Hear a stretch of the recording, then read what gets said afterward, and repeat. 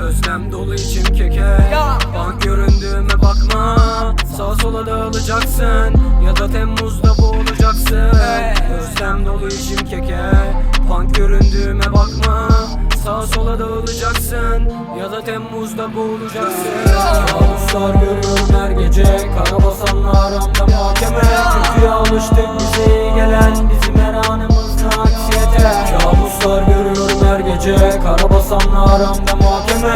Kötüye alıştık, bize iyi gelen bizim her anımızda aksiyete. Güvenim yok insanlara dostum. Herkes oyunda ama kolları bozuk. Ne çeşitli insanlar tanıdım. 18 seneme neleri sığdırdım.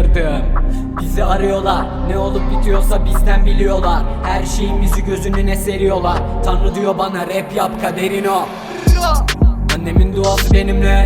Görüyor çektiğim tüm çileyi elimle. Her gün ayrı bu kuat, her gün mesele. Her adımımla kırsam da seviyor içten içe. Bizi ayıramadılar yine de kardeşim. Gözümü kapattığımda dip dibeyiz. Yaşadıklarımız bir dakikaya sığmaz. Haber vermeden gidene o sorulmaz. Özlem dolu içim keke. Bank göründüğüme bakma. Sağa sola dağılacaksın ya da Temmuz'da boğulacaksın. Özlem dolu içim keke. Bank göründüğüme bakma. Sağa sola dağılacaksın ya da Temmuz'da boğulacaksın. Kabuslar görüyorum her gece. Karabasanla aramda mahkeme. Kötüye alıştık, bize iyi gelen bizim her anımızda aksiyete. Kabuslar görüyorum her gece. Karabasanla aramda mahkeme. Kötüye alıştık, bize iyi gelen bizim her anımızda aksiyete. Sana soran olursa de ki yok o.